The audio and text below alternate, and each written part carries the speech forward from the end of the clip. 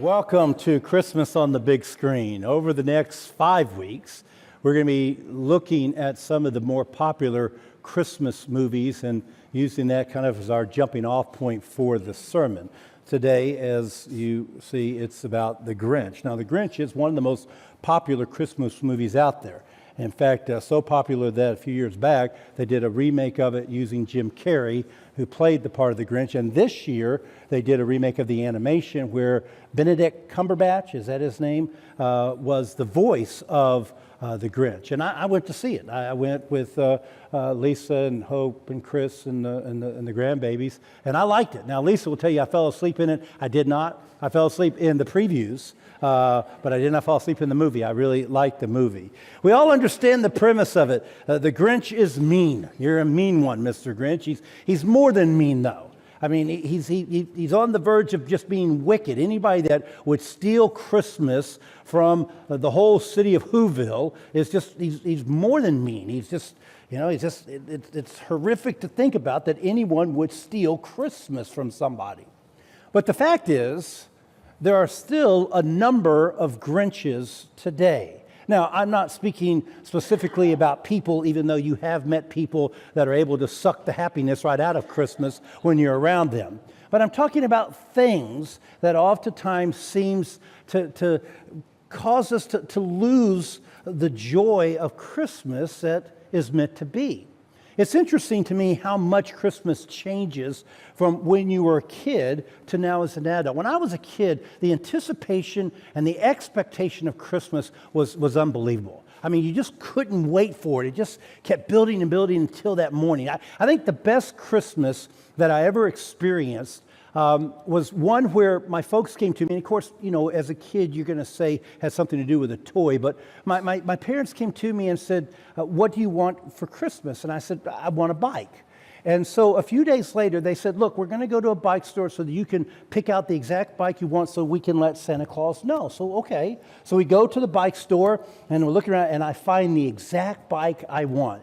It was the Raleigh Chopper. Y'all remember this? It was bright orange. It had the brakes at the handlebars, so you feel like you were in a motorcycle, had the gear shift. I mean, I was excited about this. And in fact, when I was looking for this picture, I found that you can buy it today for $1,600.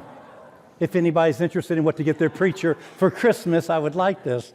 But that was it, man. I was excited about this. I couldn't wait for Christmas. Now, the way Christmas worked for us was that Santa Claus came with his gifts on Christmas morning, but he didn't wrap them. They were just left under the tree unwrapped. Now, we had wrap presents for mom, dad, brother, sister, uncle, aunt, uncles, whoever. But Santa's was always just left for us so that when we got up that morning.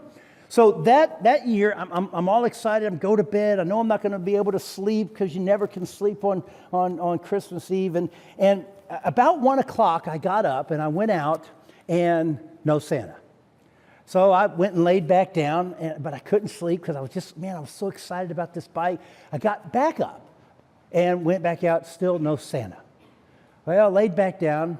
About 3 o'clock, I think I got up and Santa had come. The gifts were there, and there was the Chopper bike. Now, I knew that I couldn't wake up my parents that early. So I just sat on the bike. I just sat there and pretended like I was riding it. And then I realized, you know what? The problem is that if I go and sleep, maybe the time will go quicker. So I went and laid back down, but I couldn't sleep. So I got up and got back, sat on the bike. But this time I rode it through the house. I rode it through the living room and the den, and and then I went back to bed. I couldn't sleep, got up and rode it a little bit more, and I laid there till finally 6 o'clock came, and I realized I can wake up my folks at 6. So I ran into the room, and I said, Mom, Dad, get up, Santa's been here. And my dad said, son, you're 17, you need to lay back down. And he did. He did. That has happened, but that wasn't then. So we get up and we celebrate Christmas. The expectation changes, though, it seems, as we get older. What I hear now as an adult are people saying, man, I can't believe Christmas is already here. Where did the time go? No child ever says that. No child has ever said that. It's only adults. Where did the time go? I can't believe it's already. It just seems like yesterday that Christmas was here. Because it's different for us. There's a different expectation. There's a different anticipation. And what begins to happen is that there are things that begin to steal Christmas from us because of all these different expectations and anticipations that is different from when we were a kid. Richard Wiseman has a book entitled, Did You See the Gorilla? And it's an interesting book, but what it is, it's about a study that he did. He brought in over 100 volunteers, now not all at once, but at different times, sat them in front of a TV, showed them a 30-second clip of a basketball game and asked them to count the number of passes that they saw in that 30-second clip. But what he didn't tell them was that a man was going to come on the screen in a gorilla suit and beat its chest and then would disappear. That clip would last maybe about a second. After he had brought everybody in, all 100 and more of volunteers, he asked how many of them saw the gorilla in the clip. 8% did, that's all. The rest did not. Why? Because they were so focused on counting the passes. Their distraction didn't cause them to see one of the main things that should have stood out. I think that happens in Christmas now. I think for many of us, we become distracted and we become so stressful that we miss out on what Christmas is supposed to be. We miss out on the main point of Christmas, which is Jesus. Now, I understand we all know the story. I understand you could tell me the story better than I probably can tell you. But it doesn't mean that oftentimes we become distracted and so stressful with things that we really miss out on the enjoyment of Christmas. So I began to think, well, what are some of the things that cause us to be distracted or stressful at Christmas? So I've got a list here I want to kind of go through. Is that my list? Because I didn't want it to come up that way. There wasn't a screen before that? Okay. Well, let's start with shopping, and I'll work my way through it. Let's start with shopping. Now, when it comes to shopping, I'm talking about not just of going and buying gifts, but everything that leads up to that. The traffic on Blanding on the weekend before Christmas that you have to get into to get to the shopping center. And then finding a parking place anywhere close to the store you want to go in. I read a statistic that said that the amount of time looking for a parking spot is proportionate to the amount of time that you actually spend shopping. Then when you get in and shop, you have to find that perfect gift or close to it. The problem is, as people get older that you buy for, you never know what to get them because they got everything. And so you're there trying to find it. And they said one of the most common things that happens that produces stress is that you're shopping, you find what you think is going to be the gift, but you think, I'm going to go look at some other places. You look at other places, when you come back to get that one, it's not there. It's gone. It's been sold. And so all of a sudden, just shopping itself. Busy was another one I was going to look at, and shopping might fall underneath. But everything under busy is what I'm thinking about. We get so busy with having to cook. We got to make cookies for our kids' parties. We got to make cookies and treats to give out as gifts to people. We got to make special meals. We got to make special desserts that take 2 or 3 hours to make. Or wrapping gifts. Last night I heard someone say that one of the things they hate the most at Christmas is wrapping gifts. No one likes to wrap gifts, I don't think.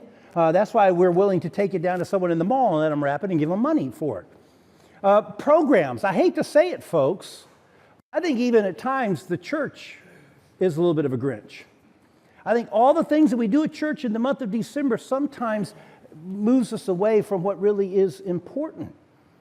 This year alone, and we even tried to trim down our activities, but this year alone, we're asking you to average 2 days a week through the month of December just for things here. That doesn't include all the other stuff you have to deal with family, with things for your kids, with getting the house ready.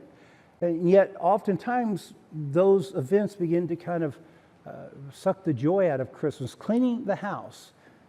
And if you're a perfectionist, that really can be a problem, because it has to be perfect all the time. Let's go back to the other side.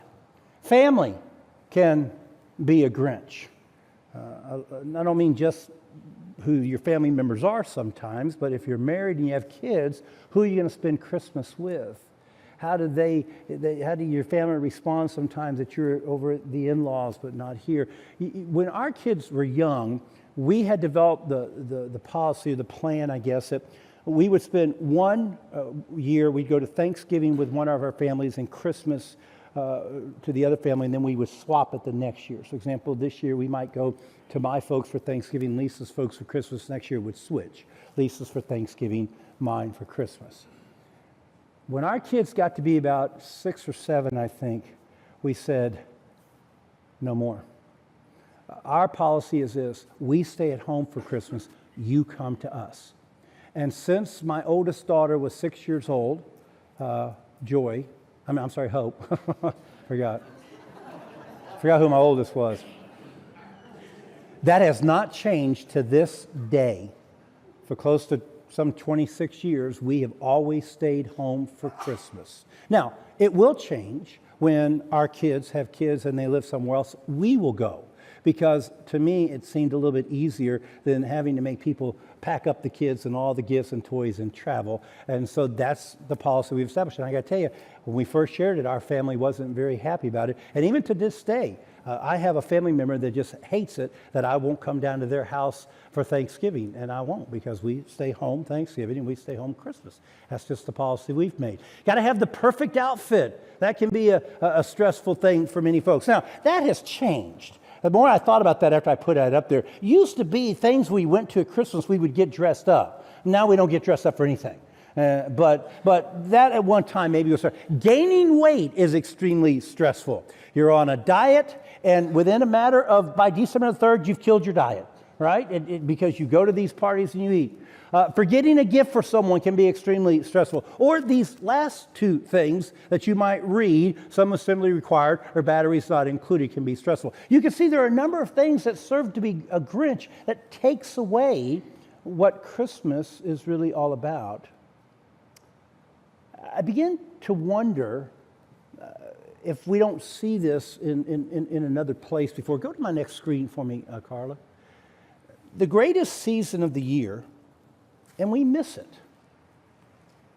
We miss it. Luke chapter 10, I'm not going to turn to it. It's a reference for you. But I think we see this in practice. Jesus has gone to the home of Lazarus, Martha, and Mary.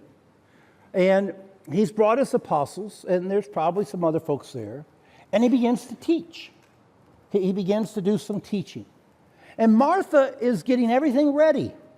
She's got to get the food made. She's got to make sure everything's just right in the house. Everything's got to be perfect. And she becomes so stressful that she goes to Jesus and she says, Jesus, wait a minute.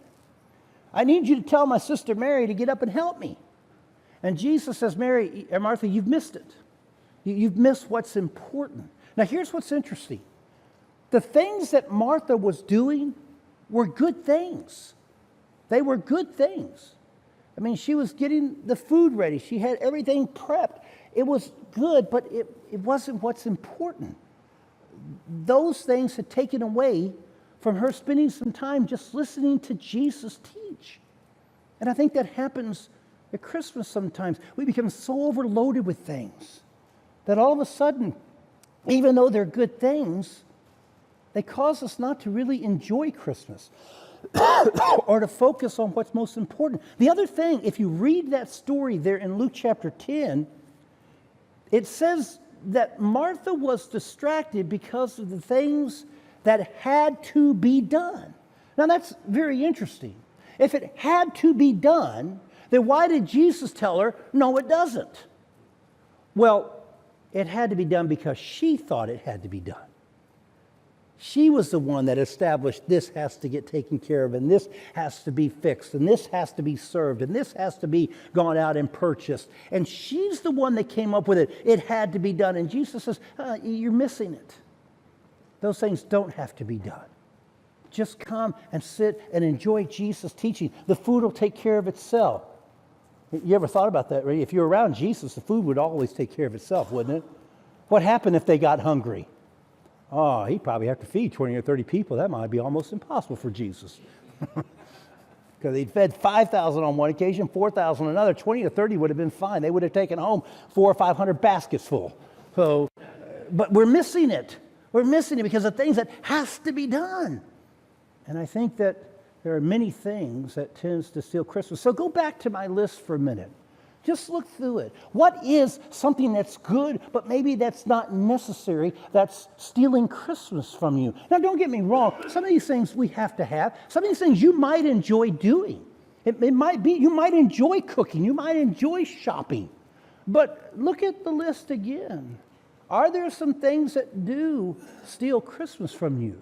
Is it possible for you maybe to shop earlier in the year? Oh, and by the way, I wanted to mention about shopping. I know a lot of folks say, well, I don't have that problem anymore because I shop online. That's a lot easier. Do you know that I found this week in a research that shopping online is almost as stressful as going to the mall for two reasons. One, when you shop online, you buy more than you anticipated. It's completely reverse from when you go grocery shopping. You go grocery shopping, you're a spontaneous shopper, right? Well, I need these cookies. You shop online for groceries, you get exactly what you want. That's not how it is when you're shopping for Christmas online, because what happens is you buy something and immediately what happens? A bunch of stuff pops up that says people bought this when they bought that, and it's on sale. Oh, I love it.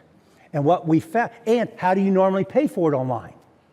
Credit card. Most people don't put their debit card out there because they're afraid that it's going to get stolen, so they put a credit card out there. And you end up buying more online than you would if you went shopping. And the second thing that's most stressful about shopping online is when the product gets there, if it's broken or it's not what you want, there's a good chance you're not going to get it back and get something else back in time for Christmas. Now, I know we think, oh yeah, we will because of Amazon Prime, but please understand how that works come 2 days before Christmas. And you have found out that item is broken. So, but maybe you can shop earlier. Maybe you can hold just a few things that you want to go shopping for around Christmas because you want to get out in the crowd and you want to enjoy all the hustle and bustle, which I do. I like going and watching people. Watching people at Christmas is the greatest thing in the world because there's a different spirit about most of them. They tend to have a different kind of a upbeat type of feeling. I love going in and watching it. Except Lisa and I were talking the other day. We were in the mall, and we were talking about how it's not the same. When we would go to the mall when I was a kid, they were all decorated. All the store windows were decorated. The malls were decorated. And now you just don't see it. But anyway, so there are some things maybe that you need to do, and that's okay. But what are the things that you're doing that you don't need to? What are the things that you're doing that's stealing your joy, stealing Christmas from you? So I want you to go to Luke chapter 2 just for a couple of minutes this morning, because I'm intrigued as to why the shepherds were the ones that got the message of the birth of Christ and no one else that morning. Why did he choose the shepherds? Luke chapter 2. It's the Christmas story. You know it well. You've heard it many times, and you'll hear it many more times this month as we kind of continue to go back to this. But let's talk about why the shepherds received the message. It says, in those days, Caesar Augustus issued a decree that a census should be taken of the entire Roman world. Now, everyone went to his own town to register. So Joseph also went from the town of Nazareth in Galilee to Judea, to Bethlehem, the town of David, because he belonged to the house and line of David. He went there to register with Mary, who was pledged to be married to him and was expecting a child. While they were there, the time came for the baby to be born, and she gave birth to her firstborn, a son. She wrapped him in cloths and placed him in a manger because there was no room for them in the inn. Now there were some shepherds living out in the fields nearby, keeping watch over their flocks at night. An angel of the Lord appeared to them, and the glory of the Lord shone around them, and they were terrified. But the angel said to them, do not be afraid. I bring you good news of great joy that shall be for all people. Today in the town of David, a Savior has been born to you. He is Christ the Lord. Why did he go to the shepherds? Well, I think there's two reasons that he went to the shepherds. The first was because of who they were. You see, the shepherds were considered outcast. They were looked down by society. They weren't very important. They were considered to be unclean, which kept them from being able to testify in court situation as a witness of any sort. They also, because they were considered unclean, had to go through a purification before they could go worship at the temple. They weren't considered to be very worthy. And yet, that's exactly who God sends his son to those that are not worthy, to those that are unclean, to those that aren't rich, to those that are influential, for those that are looked down by society, to those that the world says you're not that important, to you and I. to those that are broken, and to those that hurt, and to those that struggle, and to those that don't feel important. He goes to the shepherds to teach us that he came to you and I. But for our sermon today, it's really that next one. He came because they were in a place to hear God. If you ever wondered why no one in Bethlehem didn't go to see that baby, even if they didn't know the baby was the Messiah. You're talking about a town of less than 1,000 people. A young couple having a child in a stable would be news of some sort. I've got to imagine that kind of got passed around. Did you hear about the young couple that came up from Jerusalem that's here now in Bethlehem? They had a baby in a stable? Really? Yeah, well, I wonder if they need anything. Well, I don't know, but we need to go see the baby. We need to go check on him. Okay, I will when I get done with all this. So you have to understand, that little town went from being less than 1,000 to having thousands upon thousands of people there. All of a sudden, their life became extremely chaotic. It would be like if a census was given today and everyone that was ever born in Orange Park had to come back here. And let's say that you were born and raised here, but all your family had left. They all have to come back. And your responsibility is to house them, to feed them, and to get them transportation. All of a sudden, that city was so busy, so full of chaos, that no one had time to go see the child. No one would have. See, God didn't need just people that would hear the message that the Messiah had been born. He needed those that would hear it and act upon it. And that's exactly what the shepherds did they not? When they heard the message, they went in, saw the baby, and then what did they do? They went and told everyone else. The other folks were just way too busy to even go see the child. They were in a place where they could hear God. Where they were was out on a hillside. No noise. No confusion. The only thing they had to really listen for maybe was predators coming to attack their flock. But that didn't normally happen in the evening. And so there was just a stillness. And because they were available, because they were at a place where they hear God, that's why God goes and he shares the message with them about the Messiah. And so often, folks, we miss the message. We know the story, but we miss the message each year because we're not in a place to hear him any longer because there's so many things that's stealing Christmas from us. Now, I have to wonder if for some of us in this room, we're busy because we don't really want to hear the message. Let me share a quote with you I ran across that got me thinking about a statement made to me a number of years ago. Busyness serves as the hedge against emptiness. We stay busy because we don't want to feel empty and alone. Years ago, well over 35 years ago, even before I met Lisa, I was doing an internship down in Largo, Florida. And I went with the preacher one afternoon to go make a call on a family. We went into the subdivision. It was a subdivision that was being developed. So there were a few houses that were finished, but there were still houses being built. We pulled up to the house where we were going to make the call. We got out, and about 3 houses down, it was being built. The construction workers had the radio turned up to full blast. And the preacher said to me, "Jim, do you know why they do that?" "Do what?" "Have the radio so loud." I said, "No, why?" He said, "They don't want to be alone with their thoughts."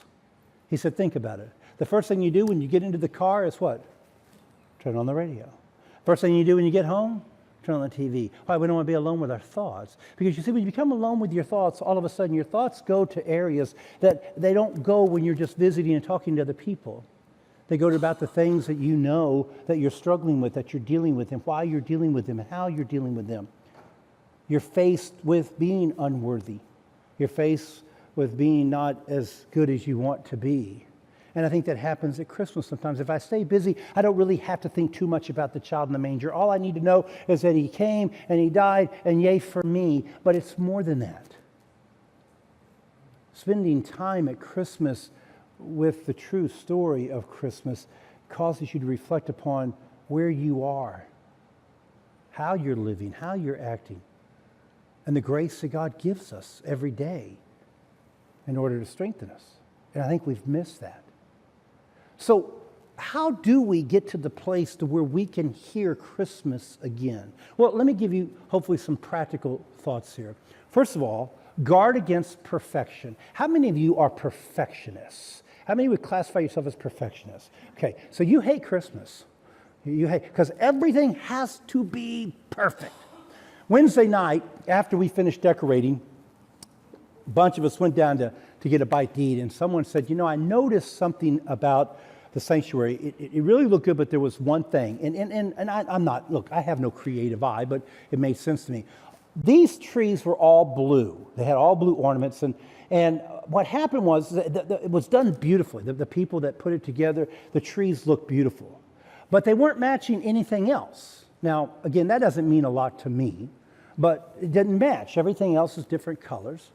And so we said, well, maybe we've got some extra color ornaments. Maybe we can mix them in there. So, okay, so I go to Shannon on Monday, or actually that night, I think, and I said, Shannon, can we do that? Are you okay with that? Because she was over it. And she said, yeah, I kind of noticed that too. So, okay. So the next morning, Thursday morning, Shannon comes in, and she's putting up all the balls and everything. And so later on in the day, I come here to go into the foyer, and as I was walking down this aisle, I looked at the wreaths over here, and they looked really beautiful. So I decided to turn and look at the trees that Shannon had done. And when I turned around from where I was sitting, they were perfect.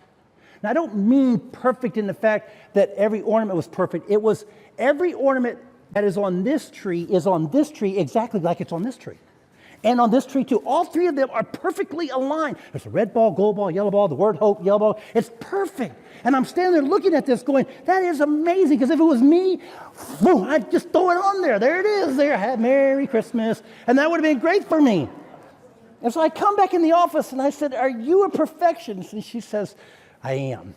I said, I can tell. She said, it's really amazing. This year, we were going to go out and let Sophia decorate the tree. And I worried about it all night long. And I told her, you make sure they are spaced perfectly. Are they? They're good? Yeah, okay, good job. You're a perfectionist too, aren't you? Good. Oh, good, then you'll like Christmas. All right, look, you got to guard against perfection. Not everything has to be perfect. Not everything has to be clean. Quit moving the refrigerator to clean behind it for Christmas. It's okay. No one's coming to your house to check it out. It's all right. Don't have to clean every bathroom. Put a sign up, out of order. It doesn't matter. It just doesn't matter. You're losing it. You're missing Christmas. It's a Grinch. Establish priorities. This is important here, folks. Look, what is vital and what's good? Can I give you just some thoughts about maybe what would be vital that you could make as a priority this year? See, this falls perfect because it's at the very beginning of the Christmas season. What about if you did these things this year? Mend a quarrel, forgive someone, surprise everyone you know and apologize to someone that you need to, or visit someone that's lonely. Maybe those are the priorities that really brings Christmas to where it needs to be. There's a couple more things I would suggest of you as well. Suggest for you. Practice moderation. Learn to say no. Now, I know that's hard, folks. I do. I know it's difficult to do. And some of you just can't. I realize that. I understand that. But if you can, learn to say no. What happens is that we're so afraid that we're going to offend somebody. Or we're going to go to this and not go to this, and they're going to feel bad that I didn't go to this. That leads to the second one. Be careful of false guilt. Look, false guilt is where you feel like you've done something wrong when you have not.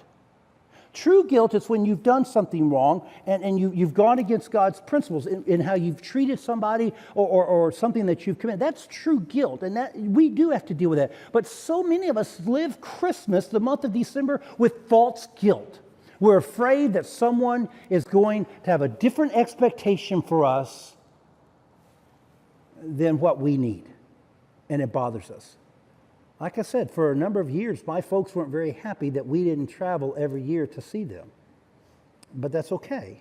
We weren't doing anything wrong because if no one came to see us, we had Christmas with our family. Be careful of false guilt. And then take time, please. You got to make a commitment to do this. Take time. Find 10 minutes a day somewhere. Get up 10 minutes early, go to bed 10 minutes late, and just be alone. Read the Christmas story. Maybe not just the one in Luke, but maybe there's a book that has devotions about Christmas. I have one called Intense Moments of Christ, and it deals with the Christmas story, the birth of Christ. Go online, Google some stuff, print off some articles. Spend time. Or better yet, do this. Find at least one day that you can go to a manger scene somewhere. Maybe you have one in your yard. Maybe it's in your neighborhood. Maybe it's at a church. Go to the manger scene and put yourself in the scene for a minute. Make the story come alive. Have you ever thought about it? Can you imagine the shepherds when they got there and they saw the baby? The first thing you want to do is just rub their forehead and their cheek. Just want to touch their skin because it's so smooth. But can you imagine as they rubbed that, they had no idea that 30 years later, a crown of thorns would be shoved on that brow. You ever notice that when you stick your finger out to a child, what do? Oh, they grab it and they hold on. And you can't pull it away. You see the shepherds doing that? Imagine you're there. They had no idea that years later, those hands would be nailed to a cross. They probably heard the baby Googling a little bit, just kind of Googling here, not saying anything, but they never would have imagined that over the next 30 years, the words of life that would come out of that mouth. But we do. So put yourself in the manger scene. Imagine what it would have been like for you to be there and to touch the Son of God. Take time. We're too busy. We're too overloaded. We're doing good things. But the Grinch is stealing Christmas from you. I want to show you one more thing in this story. Go back to our text. Notice what the angels say in verse 13 or 14.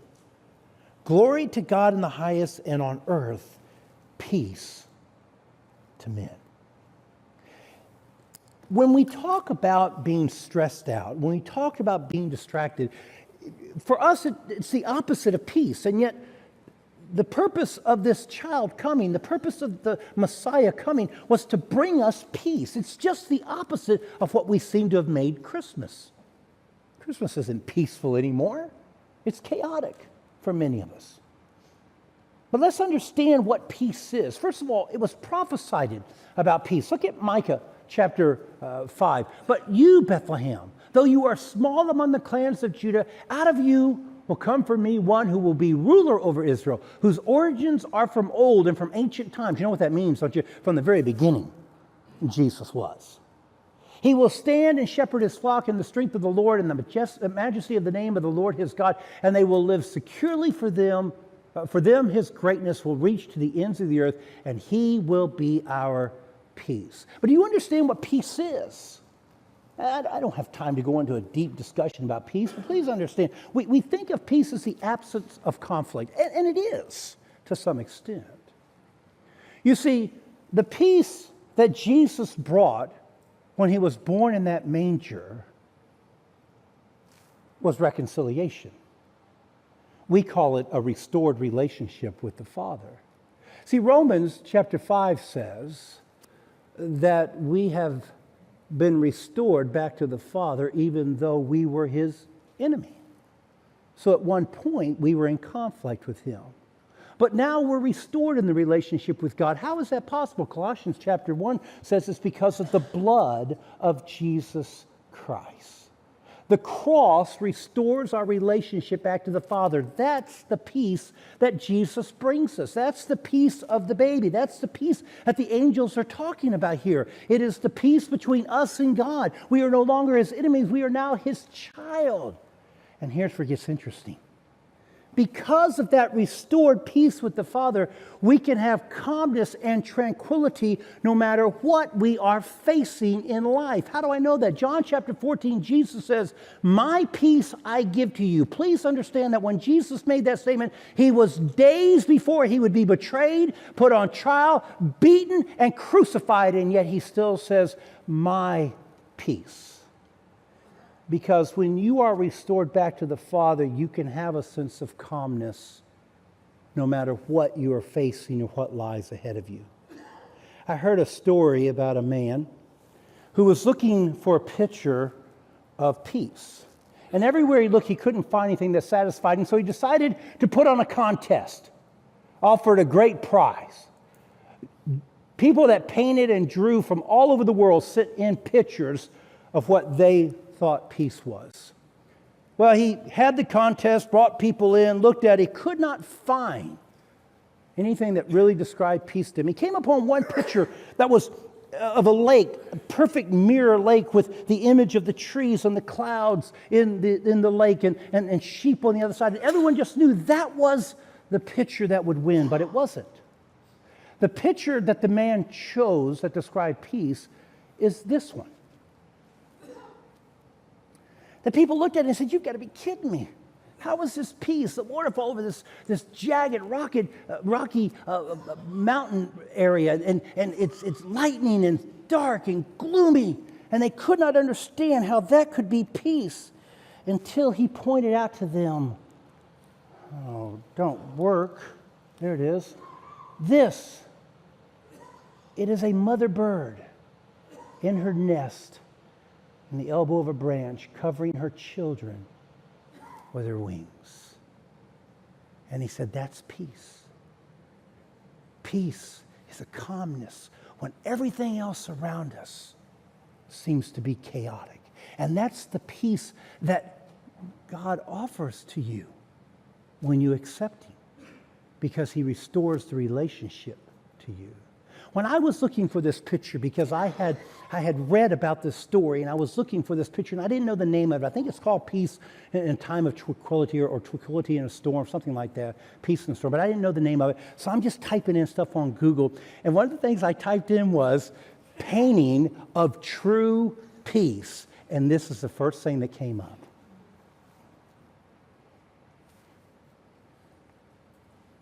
For a child is born unto you. Unto us a son is given. He shall be called Wonderful, Counselor, Mighty God, Everlasting Father, Prince of Peace.